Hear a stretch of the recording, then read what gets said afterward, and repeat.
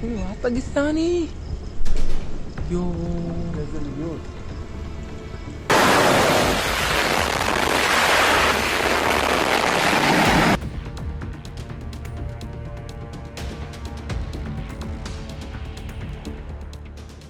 પશ્ચિમ એશિયામાં ફરી એકવાર ઈરાન અને અમેરિકા વચ્ચે તણાવમાં વધારો થયો છે.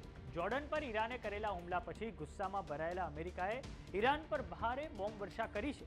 તો બીજી તરફ ડોનાલ્ડ ટ્રમ્પે વ્હાઇટ હાઉસમાં પ્રેસ વાર્તાને સંબોધન કરતા ધમકી આપી છે કે અમે ઈરાન પર ખૂબ મોટો હુમલો કરીશું. અમેરિકાએ 24મી જુલાઈના રોજ ઈરાન પર હુમલો કરવા પર રોક લગાવી હતી, પરંતુ થોડાક સમય અગાઉ તેમના આદેશના પગલે સાઉદી અરેબિયા સાથે મળીને અમેરિકાએ ઈરાકમાં ખૂબ મોટી સ્ટ્રાઇક કરી છે. તો આવો જાણીએ સમાચાર વિસ્તારથી. નમસ્કાર, જમાવટ સાથે હું છું પાર્થ.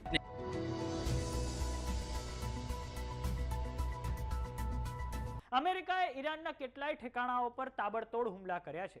અમેરિકાના સેન્ટ્રલ કમાન્ડ દ્વારા કહેવામાં આવ્યું છે કે આ કાર્યવાહી મિડલ ઈસ્ટમાં તૈનાત અમેરિકન સેના પર ઈરાની હુમલાના જવાબમાં કરવામાં આવી છે. યુએસના સેન્ટ્રલ કમાન્ડે એક્સ પર પોસ્ટ કરીને લખ્યું છે કે અમેરિકાની સેનાએ બુધવારના રોજ ઈરાનની વિરુદ્ધમાં હુમલા શરૂ કર્યા છે. આ હુમલા 28મી જુલાઈના રોજ ઈરાનની કાર્યવાહીનો કડક જવાબ છે.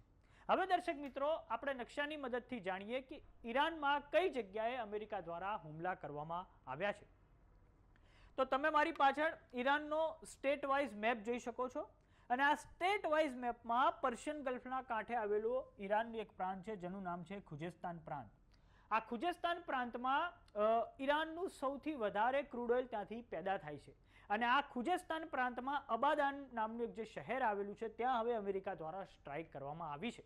જો કે એ નક્કી નથી કે અબાદાનમાં આવેલી ઓઇલ રિફાઇનરી પર હુમલો થયો છે કે પછી ત્યાં આઈઆરજીસીના મથક પર હુમલો કરવામાં આવ્યો છે. આ અબાદાન દુનિયાની સૌથી જૂની અને પ્રમુખ ઓઇલ રિફાઇનરીઓમાંથી એકનું કેન્દ્ર છે. આ પછી વાત કરીએ કે અમેરિકા દ્વારા બીજી કઈ જગ્યાએ ઈરાનમાં હુમલો કરવામાં આવ્યો છે. તો અમેરિકા દ્વારા ઈરાનનો હોર્મુઝગાન પ્રાંતમાં જે કેશમ ટાપુ આવેલા છે ત્યાં પણ હુમલો કરવામાં આવ્યો છે. આ કેશમ ટાપુ એ સ્ટેટ ઓફ હોર્મુઝમાં આવેલા છે, અને ત્યાં અમેરિકા દ્વારા ખૂબ મોટા પાયે બોમ્બ વર્ષા કરવામાં આવી છે.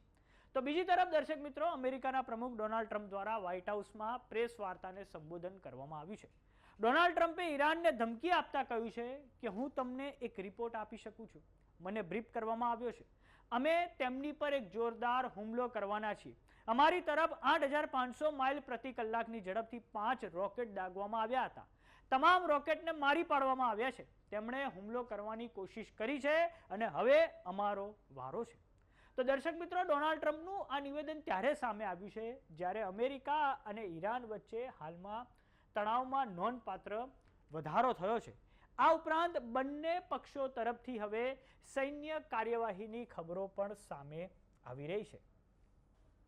તો દર્શક મિત્રો, હવે આપણે એક ક્રોનોલોજી પર નજર કરીએ. તો 24મી જુલાઈના રોજ અમેરિકાએ ઈરાન પર હુમલા બંધ કરી દીધા હતા. તે વખતે ન્યુયોર્ક ટાઈમ્સમાં એવો રિપોર્ટ આવ્યો હતો કે અમેરિકાનું જે સેન્ટ્રલ કમાન્ડ છે તેની પાસે જે મિસાઇલોનો સ્ટોક છે, પેટ્રિયટ મિસાઇલ હોય અને અન્ય જે વાયુ રક્ષા પ્રણાલીની જે સિસ્ટમ છે તેમાં ભારે ઘટાડો થઈ રહ્યો છે, અને એ પછી અમેરિકા દ્વારા 24મી જુલાઈના રોજ ઈરાન પર હુમલા બંધ કરી દેવામાં આવ્યા હતા. પરંતુ આ પછી ઈરાને ખાડી દેશો પર પણ હુમલા કરવાનું બંધ કરી દીધું હતું. પરંતુ આ પછી 27મી તારીખના રોજ ઇઝરાયલના વડાપ્રધાન બેન્જામિન નેતાન્યાહુ વ્હાઇટ હાઉસમાં ડોનાલ્ડ ટ્રમ્પ સાથે મુલાકાત કરે છે, અને આ પછી જે 1.5 કલાકની મીટિંગ ચાલે છે તે પછી ઈરાન દ્વારા જોર્ડન પર ખૂબ મોટા પાયે સ્ટ્રાઇક કરવામાં આવે છે બેલેસ્ટિક મિસાઇલોની મદદથી, અને આ પછી સાઉદી અરેબિયા અને યુએસએ દ્વારા ઈરાકમાં જે પીએમએફ ફોર્સિસ એટલે પોપ્યુલર મોબિલાઇઝેશન ફોર્સ, કે જે ઈરાનની પ્રોક્સી સેના ઈરાકના વિવિધ શહેરો છે જેમ કે બગદાદ છે, કરબલા છે, નજફ છે, ત્યાં તે તૈનાત રહે છે, ત્યાં સાઉદી અરેબિયા અને યુએસ દ્વારા ખૂબ મોટા પાયે એર સ્ટ્રાઇક કરવામાં આવે છે, અને એમાં પીએમએફના 20 જેટલા લડવૈયાઓ એમનો જીવ ગુમાવે છે. આમ હાલમાં તો તણાવ જબરજસ્ત રીતે વધી રહ્યો છે, અને હવે ઈરાન યુદ્ધમાં એક નવો સ્ટેટ એક્ટર એટલે કે સાઉદી અરેબિયાની એન્ટ્રી પણ થઈ ચૂકી છે.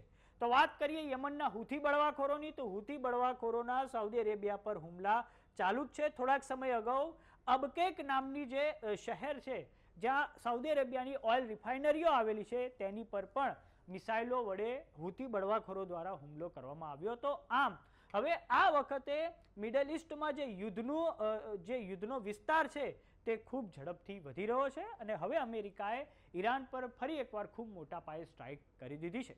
તો જોવાનું એ રહે છે કે હવે આવનારા સમયમાં જે તણાવ છે તે કયો નવો વળાંક લેશે.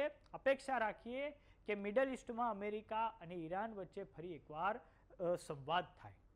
તો સમાચારોમાં અત્યારે બસ આટલું. જોતા રહો જમાવટ.